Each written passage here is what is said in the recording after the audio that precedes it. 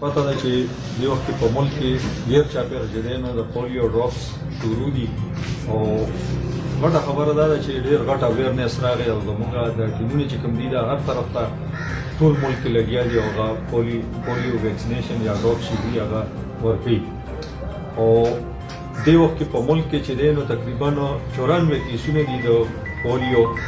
دې کې چې دی نو د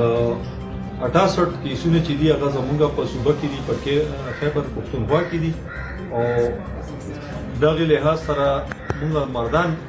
ښار چې کوم دی مردان ډسټرکټ چې کوم دی هغه خوش قسمته دی چې هغه پولیو فری ډسټرکټ دی چې هلته د پولیو یو کیس هم نشته دی نو دغه سلسله کې مطلب دا دی چې کوم زموږ د ریکارډ دی چې دا موږ مینټین وساتو چې دغه شانتي د پولیو فری چې دلته د پولیو یو کیس رانی شي نو د هغې دپاره زموږ چې کوم